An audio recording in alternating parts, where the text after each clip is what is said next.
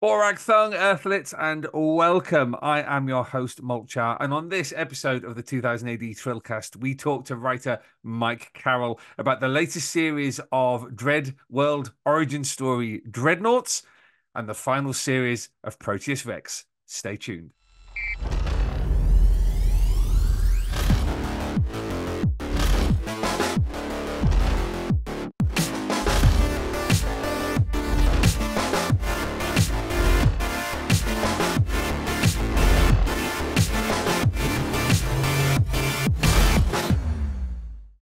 Yes, welcome to the latest episode of the 2000 AD Thrillcast, Earthlets. On this one, like I said, we're talking to writer Mike Carroll because Dreadnoughts is returning to the Judge Dredd Megazine with May's issue.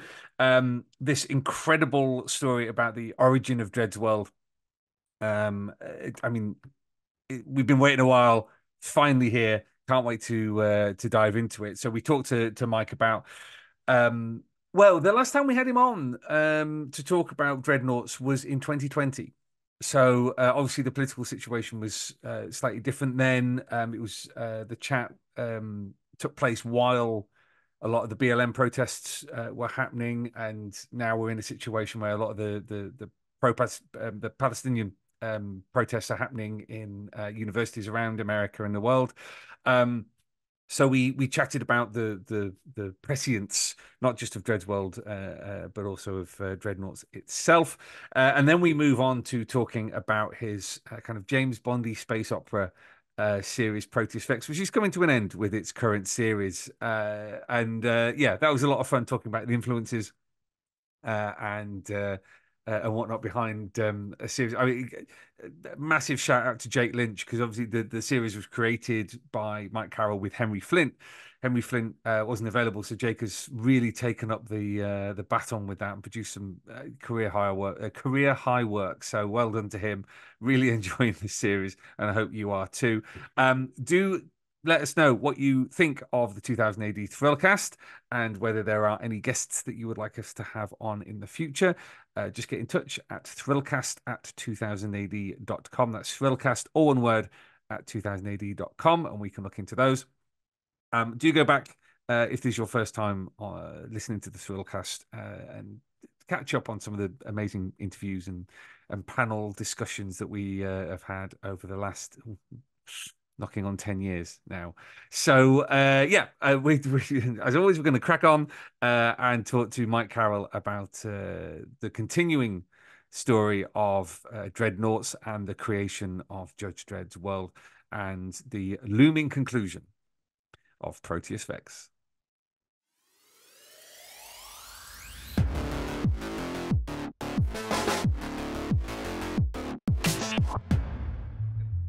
The new series of Dreadnoughts is has just started in the Judge Dredd Megazine and Proteus Vex. The last series of Proteus Vex, did you Yeah, say? it is. It's the last series. It's book five. Originally, I just kind of loosely plotted six books, and when I was talking to the mighty one about it, he said, "I said, oh, okay, after I delivered book four, I said, okay, book five," and he goes, "Yeah, but this should be the last one." I went, "Okay." So I said, "Okay, well, can I have a double length series?" Because I thought, yeah, double length series, very clever there. You won't see that coming. And he said no. But we compromised. So book five is extra long, extra meaty. It's full of peppery goodness. Um, it's I'm very pleased with it actually. I knew from the very beginning how I wanted it all to end. And because of the nature of Proteus Vex, the story is told as if a present day person is trying to tell a story of Cleopatra. Most of most of their facts are speculation. So the idea is that I can paper over any cracks quite easily with that and make that papering of the cracks part of the narrative, part of the storytelling. So yeah, I came out. I'm pretty pleased with book five. I mean, I finished writing it just about a year ago, so we're seeing the art coming in now. Jake just delivered um, episode 14, which is the second last episode, and Then episode 15, presumably he's working on it now, probably tearing his hair, going, how do I make this work? But he's a master at that. And also Jim Boswell doing the coloring has delivered the colors for book episode 14 as well. So one more to go, and then I mean, some. I can't really, we've had you on to talk about it before. I can't remember if we discussed in any great depth, or whether it happened by that point, the switch from uh, Henry Flint, who co-created the series with you, Yeah. to Jake Lynch, because it's been a fascinating process watching Jake in the tradition of all good 2000 AD artists being brought in to effectively imitate someone else's style and then making that style their own. Um, how did you feel about that transition? Yeah, well, I was very happy to get Jake on board. I'd worked with him once or twice before already on Dread, so I knew what he was capable of doing. Um, it was strange not having Henry there because very much a lot of the story was shaped by what he did and what he didn't, which was showing me the designs before it was too late to change anything. So there's a few things I wouldn't have done. But you can only climb to greater heights by ascending, climbing over obstacles, basically. So when Jake's much fresher than Henry in the sense that um, Henry knows what he's doing and he's a master at it. I mean, my God, he's without doubt one of the greatest artists in 2000 AD has ever had. And Jake comes along going, oh my God, how can I make this my own? But I just said, no, do what you feel is right. And I always felt that though because I'm not much of an artist. I mean, I'm really bad, but I would say to the artists, if you think something is right, you're probably correct. And my idea of how to describe a panel is just from what I see in my head. And invariably, when I see the finished results, I go, oh, yeah, that's what I meant. Not what I said, but that's what I meant. Um, so, yeah, if the artist wants to do a thing a different way, they will be right. Now, what Jake did was, and Jim working together, they toned down the kind of flatness, if you like, the Henry had with the artwork, where everything was like it was like Shaky Kane trying to imitate Jack Kirby or vice versa in the original one. Really, I say almost like, well, I don't want to say cubism, but it's like a post-impressionist approach, Hmm. very flat, very stark contrasts. Um, Jake took a more realistic, more into 3D. But I mean, I love what they've done with it. They've done a great job. I It's hard to look back now and go, oh yeah, no, there was quite a different transition. We've had 4 books now with Jake and Jim doing the art, and only one with Henry. So I do feel it's as much their story now, art wise, as it was his. Hmm. I don't want to take anything away from what Henry did because it was magnificent. It wouldn't have worked without him, but they've done a great job. Yeah. Does that sound diplomatic enough? Yeah. Absolutely, absolutely. One of the things you mentioned a moment ago was this unreliable narrator notion, which of course is I sometimes feel like it's one of those it's actually a relatively difficult concept to get across to readers that they've been lied to because we used to narration effectively being the voice of the author. Um, Yes. and you've got 2 series here, which I feel Dreadnoughts and Proteus Vex, 2 series where I feel the narrator is not to be trusted. One because it's a personal voice. It is they have a vested interest Yeah. in the reader accepting their point of view, and with Proteus Vex, it's the as you say, the hiding of secrets. Yeah. Um, and luckily for you as a writer, that really helps bring things to a conclusion. Yeah. But when you're doing something like that, how is that relatively easy to do? Is it something where it allows you to get away with things you wouldn't normally get away with, to hide things in plain sight? Is Yeah. what is Yeah, very that an much easy does thing? that. Yeah, sorry, hiding in plain sight is definitely one of the key things. And when we go back to Proteus Vex Book One, Hmm. there's a line in episode 4 or something like that. I can't remember exactly where not a lot, but there's a sort of sequence after where it pretty much describes what's going to happen all the way to the end. Mm. Uh, and there's a lot of places like that. Actually, there's a couple of cases where, because I've got the far future narrator looking back on a story that they've presumably cobbled together from history books and legends, there's an awful lot of foreshadowing going on that in any other way, any other storytelling method would just absolutely look like info dumping or look like I'm making it up as I go along. Mm. But I do have it very tightly plotted. Um, there's a couple of cases for, I think it's in book 3, Desire Paths, where it refers to stuff that hasn't happened for 3 or 4 episodes, but you won't notice it until you look back after reading the whole thing again. That's the plan.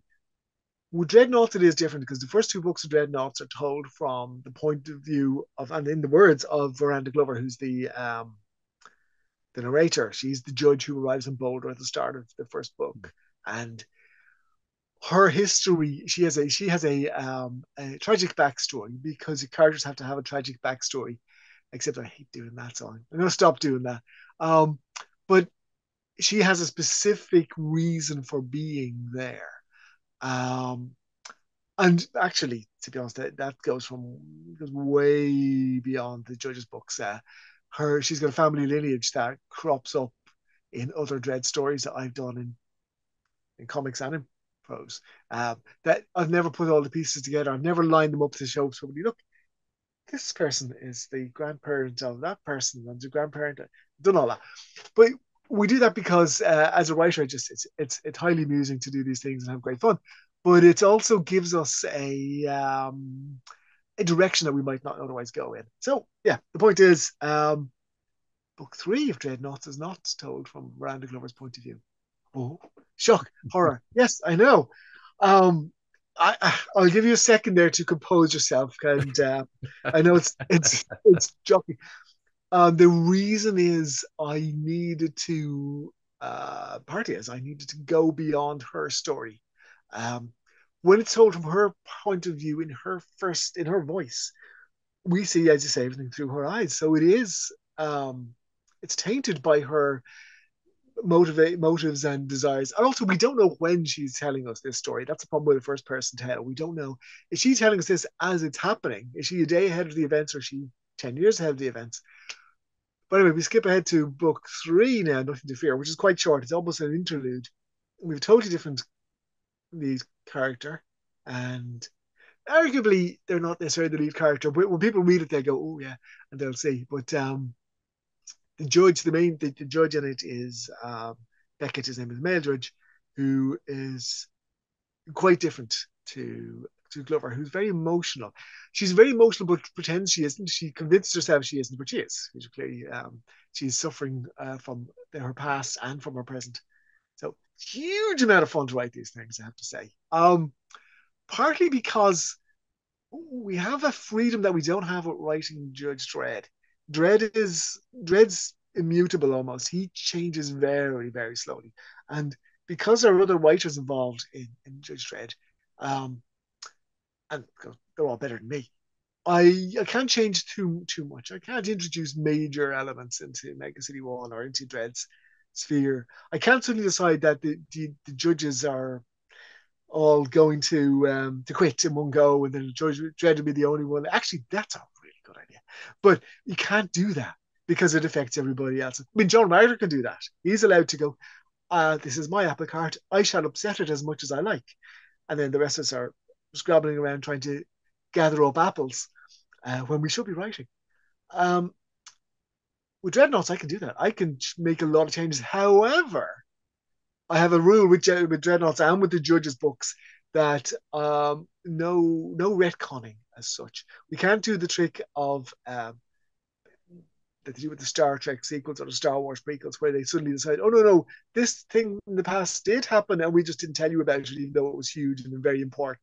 So I'm not going to introduce a new war or a whole new level of judges or anything like that. It's everything that happened in Dredd's past we adhere to. So with Dreadnoughts, of course, that gives me the opportunity to tell smaller scale stories. They're not going to, the characters aren't saving the world every single episode. they're trying to save the day or trying to sort even just say one person, which gives it a different kind of flavor. I think it does anyway.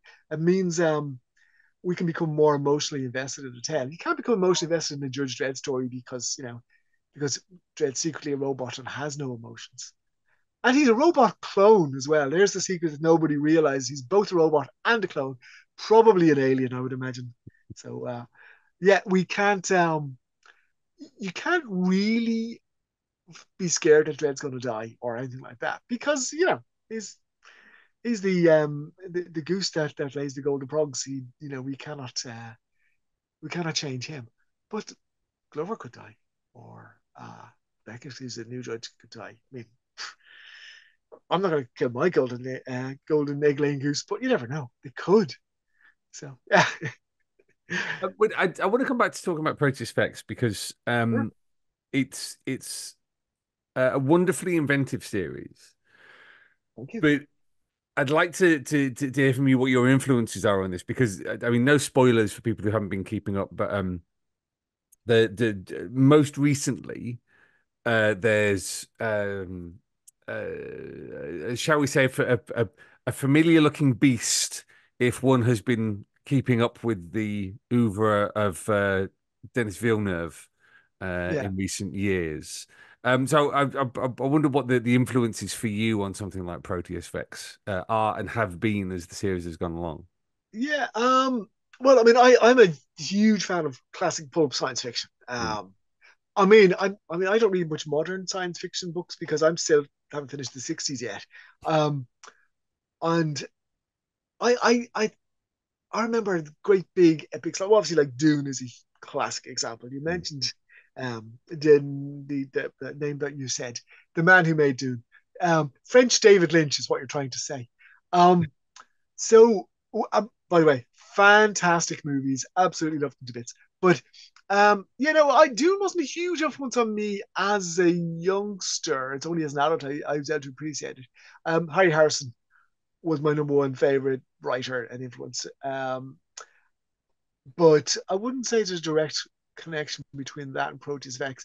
One of the big influences on Vex in the very early days when I was compiling the story was Strontium Dog because I talked with Carlos Esquerra about working on something together, and he'd said, "What would you like to do?" And I said, "Something with lots of aliens, big spaceships, huge events, space wars, and all that sort of stuff."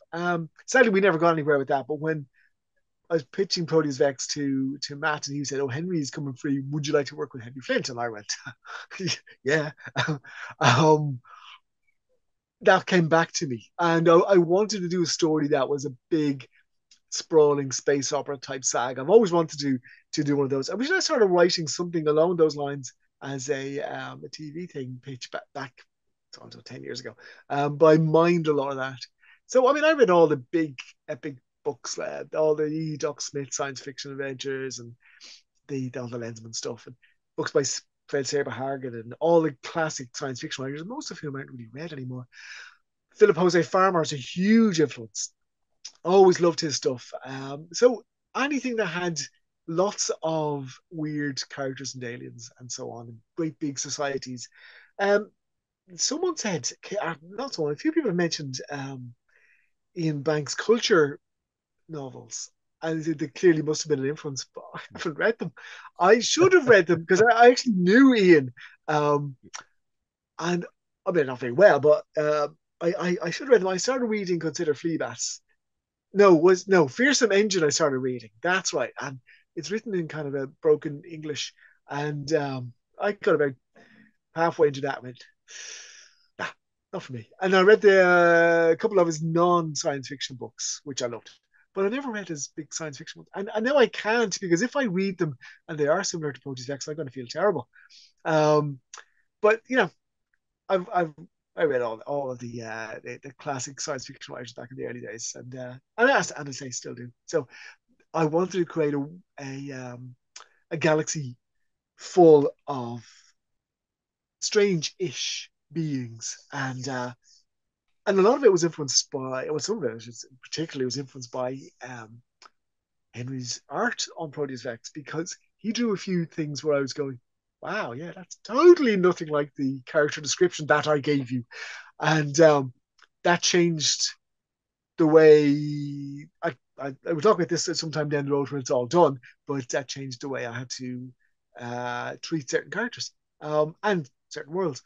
Um, but again, you see, you own it's these things that get in your way that force you to be more creative. Um, I always go back to this with Judge Dredd when John Martin decided, you know what, Mega City One is getting too boring. Let's have Chaos Day. That'll be fun. And all the other writers are going, sorry, you're going to do what? So all the work we've got prepared is now going into the bin. Thank you. Um, but yeah, I think some of my favorite dreads that I wrote came out of the chaos stuff. I wouldn't have been able to come up with these ideas if he hadn't given us these limitations. It's that famous thing about writing. If you have a blank page, it's very hard to start. But if you have a blank page, even with one word, which is like, I don't know, robots, okay, now we have something to go on. So when if you give yourself, there might be limitations, but there can also be a path, or they can be stepping stones rather than obstacles. So you have to, you know, do that. So with Vex, I had various key elements story wise that I knew I would put in, even if I had to tweak the plot to make it happen. And we got there. I think it's quite seamless. But again, it's seamless because the distant third person narrative allows me to patch things up. If I make a mistake, which I haven't done, hopefully, but if I'd made a really dumb mistake, like forgetting a character was dead, I would have been able to drop in a line saying, of course, many people believed that the character had been killed at such and such an event. And I would have, got away with it. Um, Disadvantage, of course, is that there was one online narrator, a reviewer, who kept referring to all the stuff as exposition. And I go, it's not exposition, it's narrative. It's bloody narrative. There's a difference. Exposition is when the characters tell each other things that they should know so that the reader will find out. Narrative is the storytelling. So yeah. But yeah, it's been a huge amount of fun. It's a favorite thing I've ever written. Much as I'm loving Dreadnoughts, Proteus Vex is chiefly mine. Obviously, the artists have had a huge input into it, but in terms of story, I can't claim that with Dreadnoughts or Dread because I'm building on stuff that John and other Dread writers have worked on before. But Proteus Vex is, chiefly crawled out of my imagination. I mean, But you mentioned Carlos Esquerra there, and on Strontium Dog, when it was John and Alan, that's an extraordinary amount of ideas on the page. So, particularly that kind of golden period, um, like the Ragnarok job and Rage, and and even before then, really. Each idea each page seems to have a fresh idea on it. So they burn through stuff incredibly quickly, which is one of the reasons why it reads so well. But I guess with a science fiction strip, particularly one that's kind of quite out there, quite inventive, there's lots of world building that you do. Um, has there ever been a point where you've gone, not quite sure what to do with this now? I wish such and such hadn't been a throwaway line like 10 episodes ago. yeah, no, that hasn't really happened with Vex. It definitely happened with Dread. And sometimes with the Dread story, it can take a week to write a 10-pager, or even to come up with the idea for a 10-pager. Actually, the thing I'm working on one at the moment that when I pitched the basic idea, I thought, yeah, this would be a total. It's been 2 weeks now, and I'm still stuck in it. But with Vex, no, I haven't had much trouble with that because it does the nature of it allows me to be very free and flexible. And also, I knew the milestones I wanted to hit along the way, and uh, I can in Vex I could just go, and then they went somewhere. I don't have to explain how they got there. I was thinking back to an old Avengers story written by Stanley, very early one, where obviously Stan used to give the artist a vague plot, and then they would tell the story for him, and he would paper over that later on. He'd fill in the gaps. And one of the narrative lines is something like, later after they escaped. And I'm going, oh, that's terrible. I want to do that. And you can get away with that in Vex, but you can't get away with that in Dread. So with the uh, because Proteus Vex is a whole galaxy to play with. Every idea that I want to put in, I find a way to make it happen. And so far that's worked. Thankfully, it's worked. From my perspective, I don't know, would probably possibly the readers like it. I do get some good feedback, chiefly over Midnight indicating Shame, who's a secondary character, but um, the secondary character is always much more fun to write than the primary character because Vex has to be the hero. He has to be upstanding and stalwart. Midnight indicating Shame, if she doesn't like someone, she'll just eat them, and it's a lot more fun. But there's a reason, of course, that everybody preferred Starbuck to Apollo and everybody preferred Han Solo to Luke Skywalker. With all due deference to the great Mark Hamill, um, it's the secondary characters they have they have looser reins on them and they can go a bit freer and they can do fun stuff.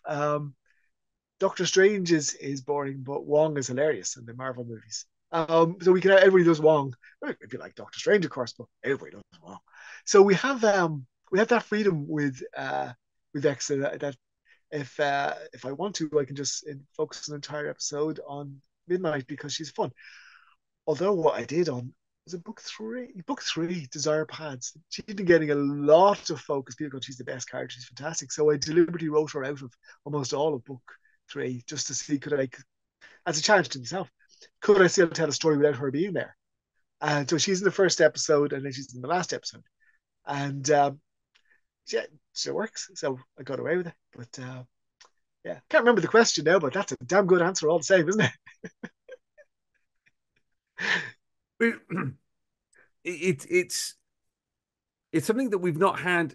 Well, we hadn't had for some time. Kind of space-based, alieny, kind of long-form storytelling, and then we've got Proteus Vex and Brink and various other bits and bobs all kind of coming together. Yeah. Do you think this kind of story is like peak 2000 AD? This is exactly the kind of stuff that was always there in within the DNA of 2000 AD. Was like a way out there space, even if it was something like Ace Trucking. Oh God, I love that so much. But I it when people refer to it as Ace Trucking, that digs. It's Ace Trucking Co. or company. And it's like when people say 2000s as the name of the strip or the comic, and I'm going, no, it's 2008. It always was.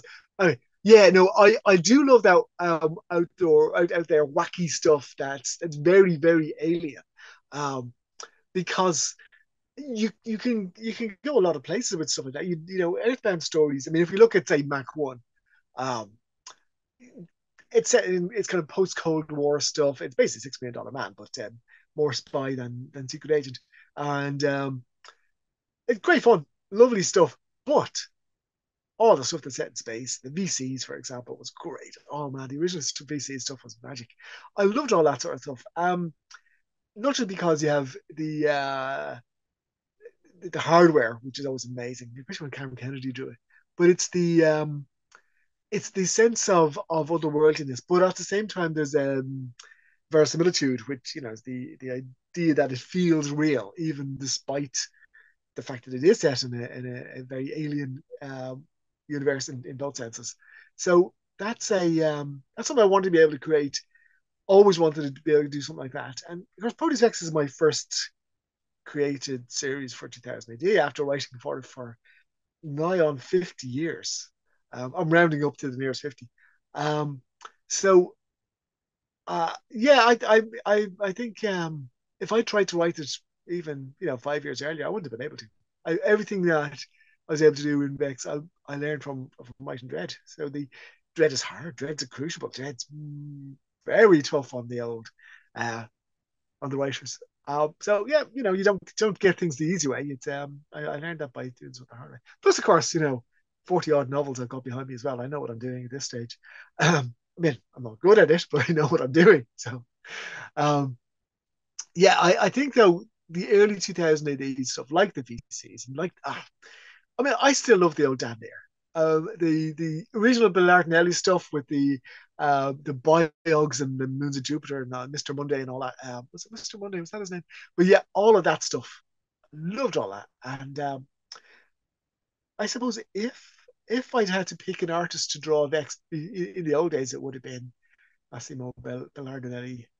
He was brilliant.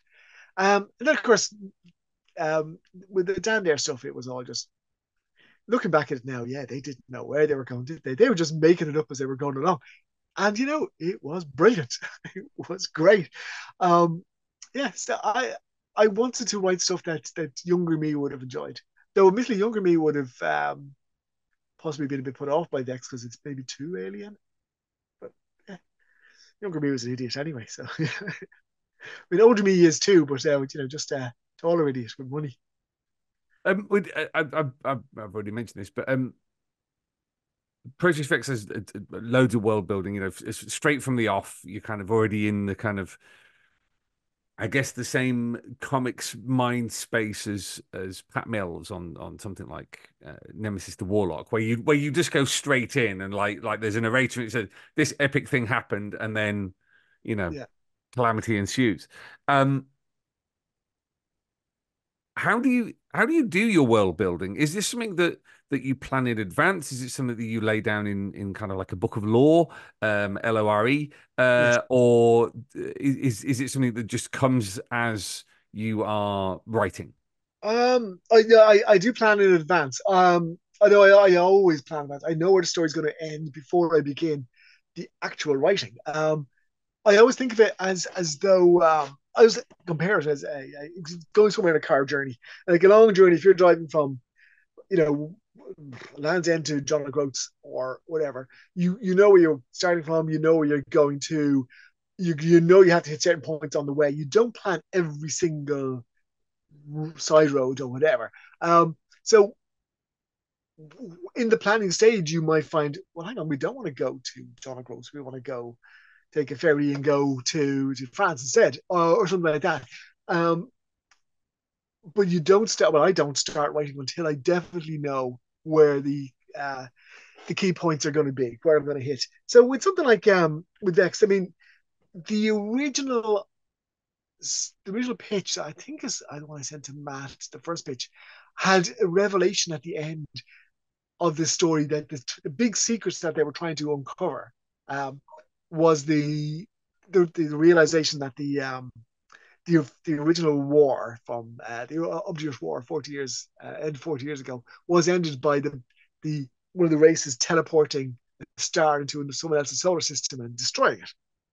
And that was the key thing they were trying to get to. And then at one point, I was going, surely someone would have noticed that. I mean, at 40 light years away, they definitely mightn't see it, but anybody closer would have gone, a bit brighter over there than it used to be in that part of the sky.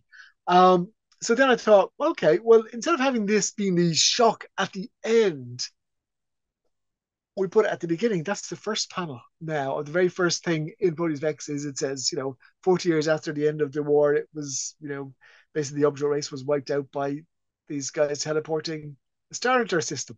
And that completely changed the whole flow of the story. Um, and very often you do that. If someone says, oh, we should go from here to here to here, and I go, no, hang on, what if we go the other way? Um, if people, myself and other writers are always bouncing ideas back and forth, and someone will go, the guy, it could turn out he could be his own father via a time machine, and we go, yeah, or we could turn it upside down. He could be his own mother via a time machine or something. But you can't run with your first idea. You have to say, okay, is this what we want to do? Or what if we come at it from a different angle, a different approach? Um, and again, the most important thing is that every key element has to have, as I mentioned, the verisimilitude, the idea that it feels real within the context of the story. You don't necessarily want someone to be able to come along and realize that what you've created is a facade. It's paper thin. They can peel it back and go, there's nothing there. So it has to feel like there's something solid there. So what I like to do is if we have something like the Obdurate War, which is an excuse for the reason, or excuse for the the galaxy to be kind of, broken in bits and covered in rubble. That is referred to by all the characters throughout the story. It's a key thing that happened. It's not like, well, there was a war. One person mentions it because it suits them. So everything you introduce like that has to have a knock-on effect. You have to see how it balances with everything else. So the war comes back and back and back and throughout the thing. It's a bit like I mean, the Second World War, we haven't had one of those in ages, but we still keep referring to it. It's not like we'd say, yeah, that's okay, that's done now, and finish what we now, we move on. No, everything is built on that. And so in Vex's galaxy, there was this massive war that lasted for 1400 years, and then everybody's still reeling from the shock of this, while trying to carry on with their new lives and have new, fresher, cleaner wars. And so, yeah, the point is, yes, the world building is something well, to me, I can't make it up as I go. I have to have this. I have to have all my pieces assembled before I start. Otherwise, you get to that point where, it's like trying to play chess and you get halfway through the game and you go, we forgot to put the rooks on the board. I'll get the rooks now. It'll be grand. It'll be fine. Don't worry. Don't worry. We'll do that now. And then someone realizes that was not a rook. Those ones are drafts. That's the king of spades. You can't do that. So, well, I mean, you can do that, but it's not chess. So, yeah, all of my pieces have to be at least assembled first. I might not use all the pieces, but at least they're ready. And again, of course, as you play the game, if you like, as you write the story and develop it, you start realizing, oh, hang on a minute, this one that I thought was important isn't really, so we can phase that one out and move another one back in. And again, I mean, as I say, I did that with Desire Paths, book 3 of Proteus Vex. I took Midnight off the board for almost the entire story and to see would it work, and it did. So, of course, also absence makes the heart go fonder. People still like her as a character, so that's not too bad. Is there has there been anything that you've had planned for Proteus Vex that either you or Tharg has gone, actually, this is a bit outlandish, this is a bit over the top, this is a bit kind of wild? Well, there was a bit where he was going to take off his mask, and we see that he's really Judge Dredd underneath it. No, no, he was the dead man. No, there wasn't anything. Tharg has been very sort of hands off with this. He think he pretty much trusts me to tell the story as I see fit, or to basically to fall as without dragging him down with me.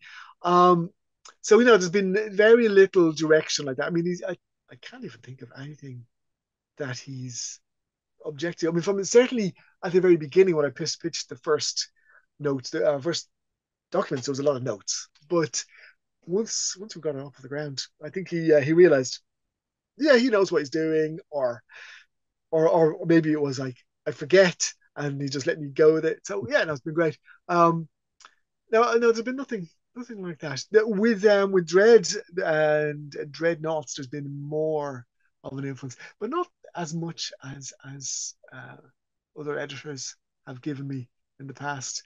I've had editors, with some of the novels where they basically want to sit beside you and watch all the commas and all that sort of stuff. Tarek is very trustworthy or trusting, or both. He could be both.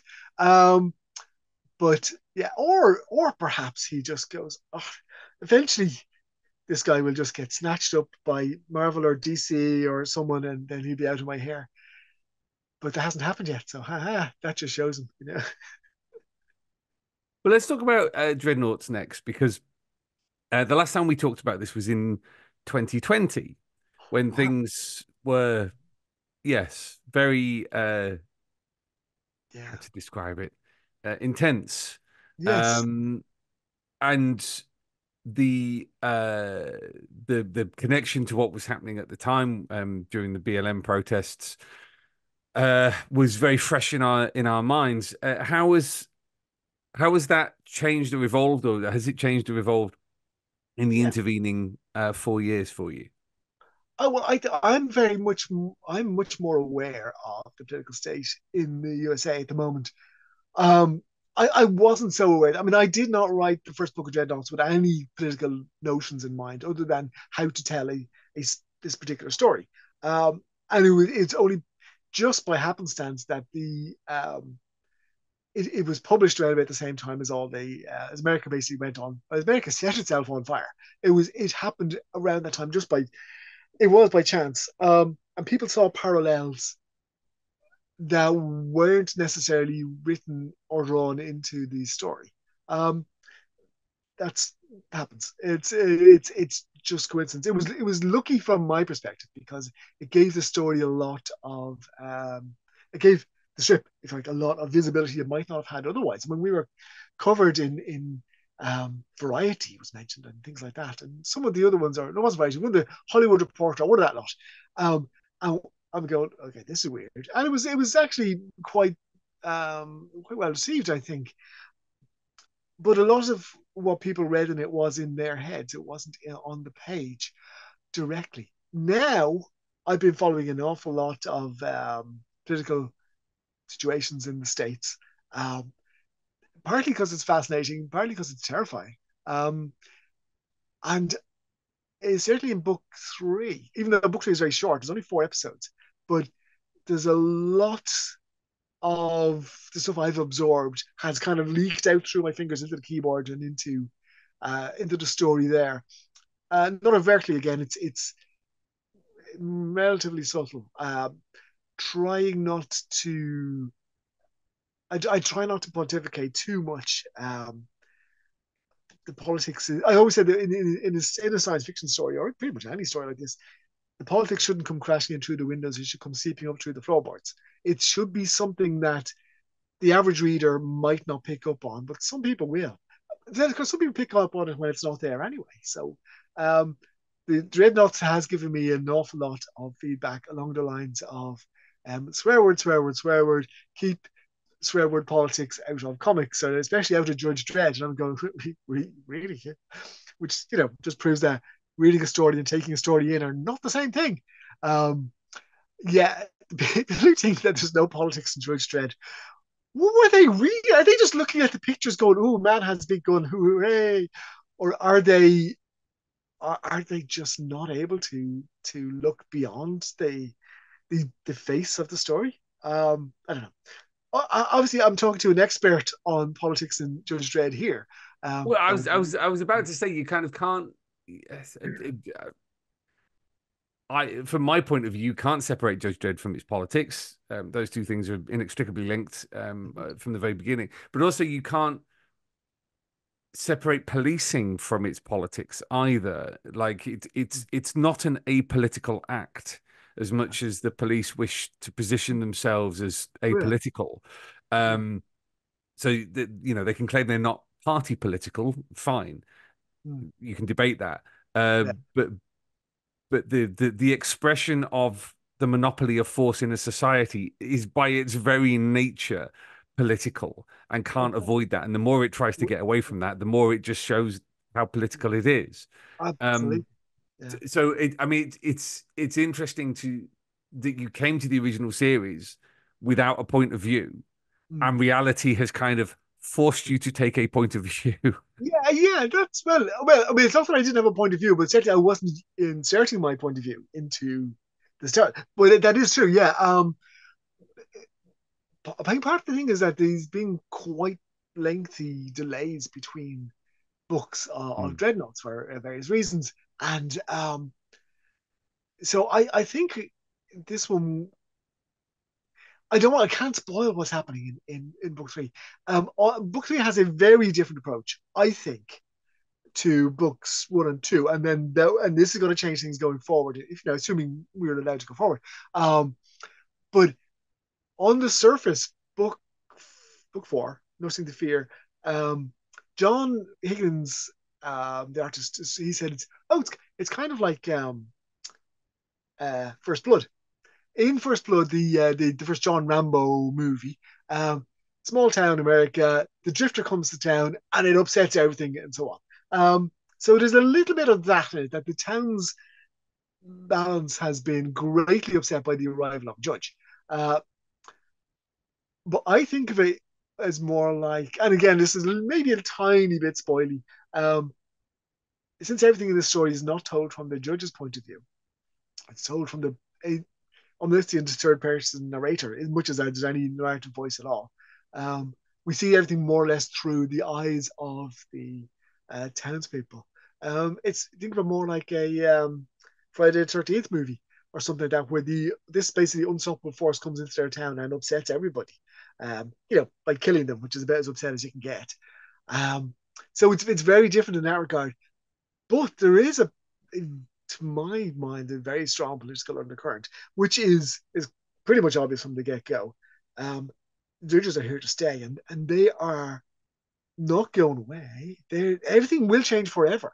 Um, which I think is the scariest part of the whole Dreadnoughts slash Judges storyline is that the introducing the judge system is a step that you can never undo. You can't um, unwind that thread, rewind that thread, if you like. It's a door that can never be closed again. If you look at Mega City One, I mean, the judge has been around 120 years or something like that by Dredd's time, by the current time in Judge Dredd, and whatever it is, I don't know, not that long, but it's a long time. Yeah, but it's never gone away. It's there forever. The judges haven't made things better. They've just made things more judgmental, more judged. So yeah, I like that aspect of writing Dreadnoughts and the judges' books that we as readers know what's coming up, but the people are going, oh no, this is terrible. Well, it'll all be over by Christmas. Um, some of them anyway. We know, no. These are the good days. You think this is the worst thing that's ever happened to you? No. In 10 years' time, you look back and going, that was the best time we ever had. So it's yeah, the judges are they're not a force for good, but they're a force that everybody will have to deal with. So that's what I like about it. It's a lot of fun to write. It's always good writing bad guys anyway, and when the bad guys are convinced they're the good guys, that's even more fun.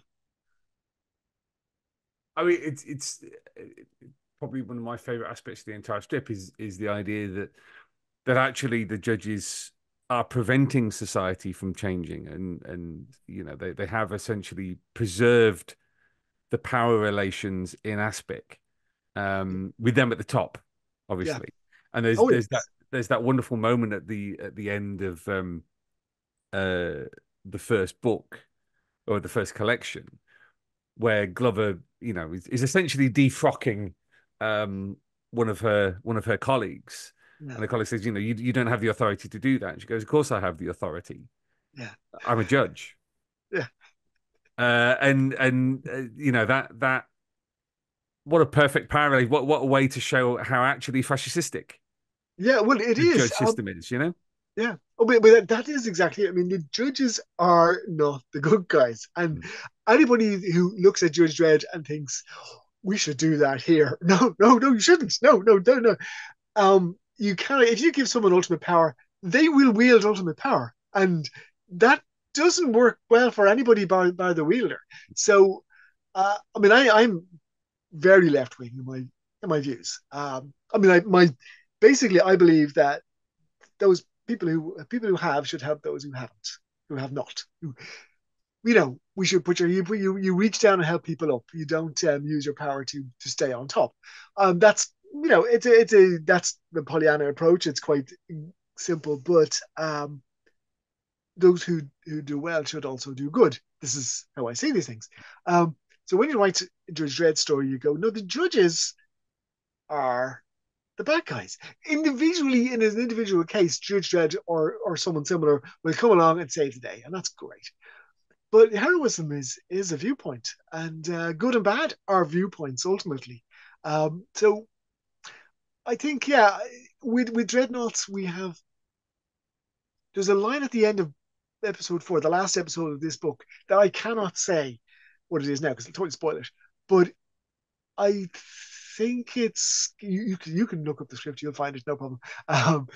It's a telling thing that people, when they read the story, will go, oh, now I see where we're going with this. And hopefully then book 5 will go a little further in that direction. Again, I don't know if we get the book 5 yet, but it is very important that the readers know that we might be presenting a story from a certain point of view, but if we paint a character as the hero, it's just paint. It isn't necessarily the core of the character. I mean, if you look at Johnny Alpha, right, probably the second greatest, if not the greatest character in 2000 AD, um, after Proteus Vex. No, no, no, after Judge Dredd. Um, he kills people. Hmm. I mean, he's not a murderer because murder implies intent to murder. Um, he's a killer, um, from his viewpoint. I mean, so I mean, how can we relate to someone so horrible? But then, well, he's had a tough life, and I tell you, but that's like the guy who goes out and murders people because he got beaten up as a child. That's not an excuse. So, what makes Johnny Alpha such a great character is that he's able to change and he knows his ways and he knows what's wrong, he knows what, and he does try to be a good guy. But again, from his point of view, he's the good guy or trying to be. But from the point of view of the criminal who's all he's ever did was rob a bank and murder a few people, he's the good guy. Johnny Alpha's a bad guy. So I love this stuff. This is why I like writing fiction rather than fact, because we can make this up and change it to suit us. When you have to write fact as well, kind of have to stick with what's already there. You know, you can dress it up in different colors, but everybody knows the truth. As Dreadnoughts has gone on, obviously Mm, you also did the Judge's novella series. yeah. How was your feelings towards the series and the characters? Obviously, you've moved on from Glover, but how have your feelings towards the characters changed and evolved? Um, yeah. I don't know. I try to write each of the characters. Well, not in isolation, but certainly every main character, whether it's Glover or it's Beckett in the new Judge's book, or it's one of the others in the or in the Beckett in Dreadnoughts, or one of the others in the Judge's books. I tried each of them is isolated in that they don't know what everybody else's motives are. They just know they want to do the right thing. Um, so I have to keep coming back to that, even though now my feelings on the way the judges appear and the way they work is quite crystallized compared to how it was at the start. When I come to write Clover again, because hopefully we'll be going back to her, um, I mean, I have a very clear arc for her character. Uh, it'll be interesting to see how I don't know yet how I'm going to approach it because the original plans I had for her are going one way, but my own political leanings are taking me in a different direction slightly.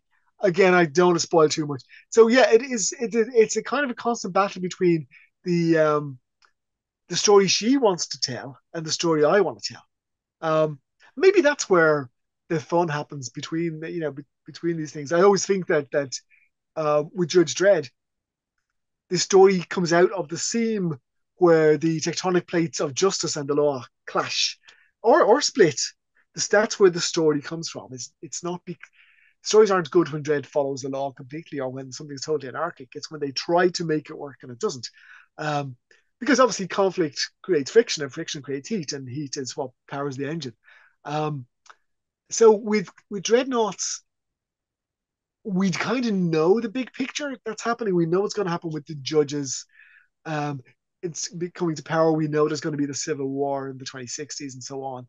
The characters don't know that yet because they can't see the future. But we're getting the conflict from the individual and the fiction, I say, from the individual characters. Judge Glover is, as we reveal at the end of the first book, um, she has a family. She is a mother because the judges in the original stories are not fully formed the way Dredd is, raised as a judge. These are people who were raised as people and then made into judges.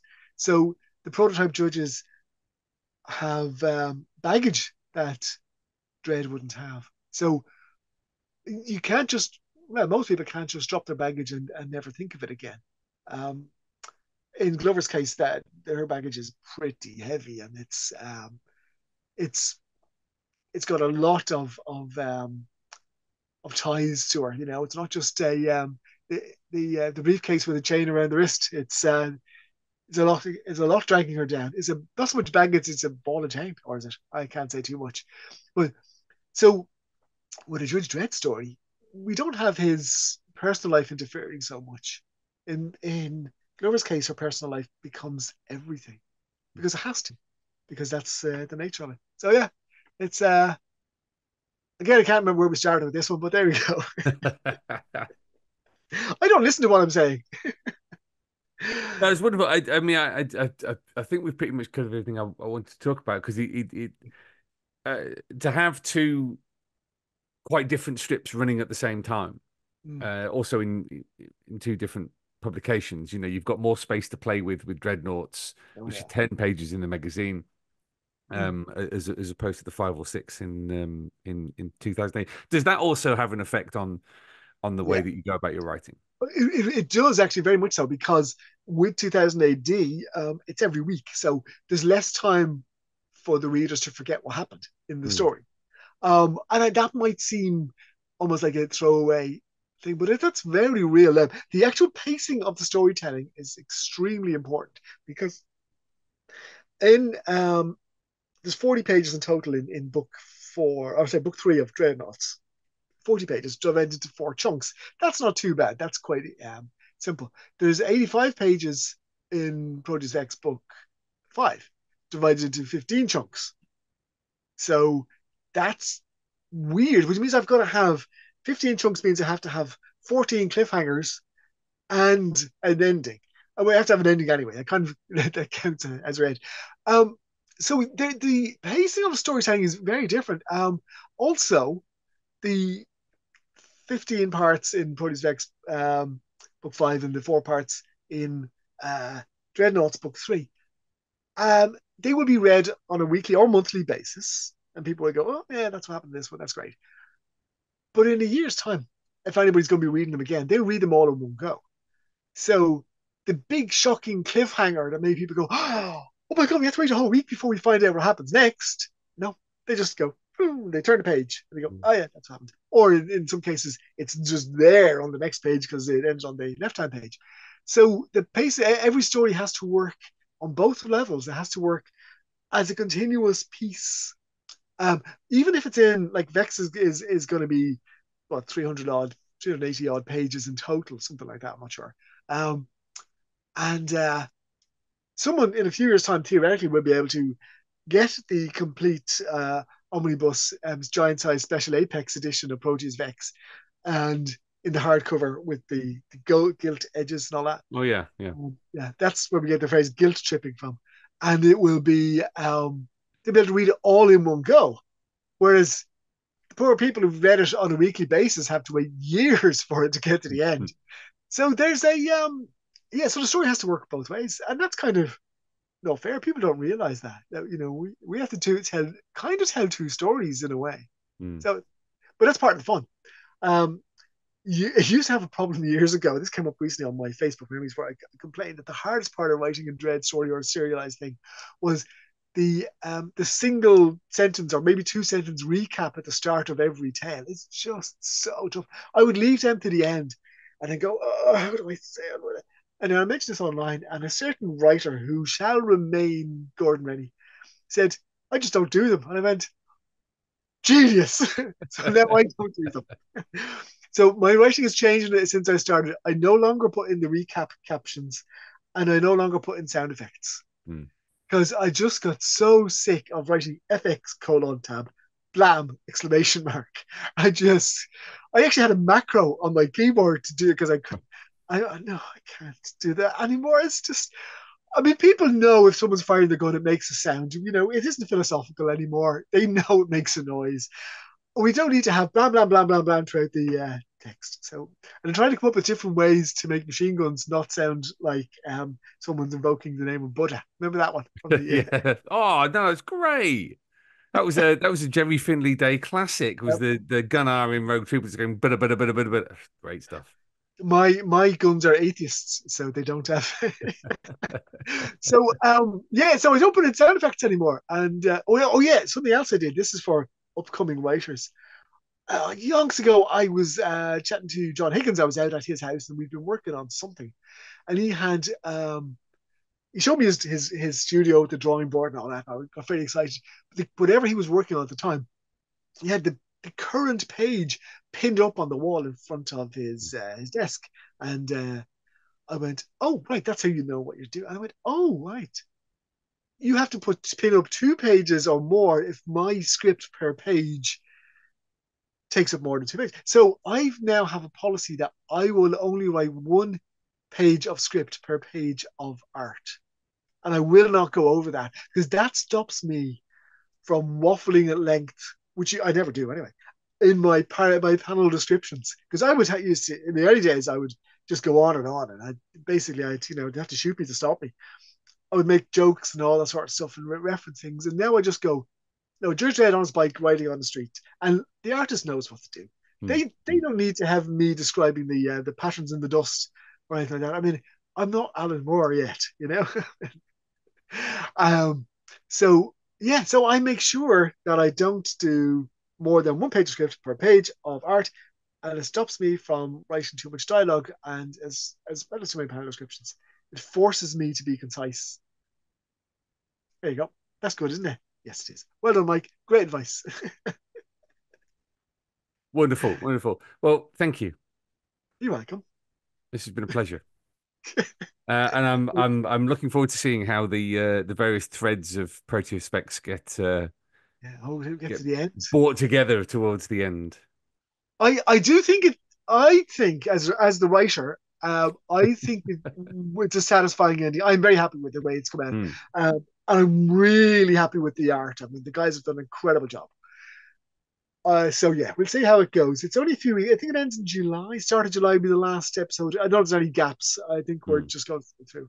So yeah, episode 15. It's a double part episode, double length episode. That's nice, isn't it? That was a nice concession that Matt gave me, and I'm very happy with the way it ends. But saying that, in a year's time, I might go, ooh, I could have done it better. In fact, I probably will do that because that's the nature of writing. So but there's no more plans for any more than this. This is it. So, but with Dreadnoughts, we're going to go on and on and on until they force me to stop. Well, thank you so much to Mike for chatting away about Dreadnoughts and Proteus Vex. If you've not caught up on Proteus Vex, then I do recommend getting hold of the collection, which is available in paperback, but also from the 2000 AD web shop and app. The first collection of Dreadnoughts is also available from our web shop and app, so please go along there if you've not done so and catch up after hearing him wax lyrical about both series. We are going to be back in 2 weeks' time where we're talking about a couple of series, one of which is coming to an end, and the other is which is only just beginning. So with some hopefully surprising guests. So until then, Earthlets, do spread the word of the 2000 AD thrillcast. Get in touch to let us know what you'd like to hear in future episodes. And as always, until then, take care of yourselves and Splendid Verthrig.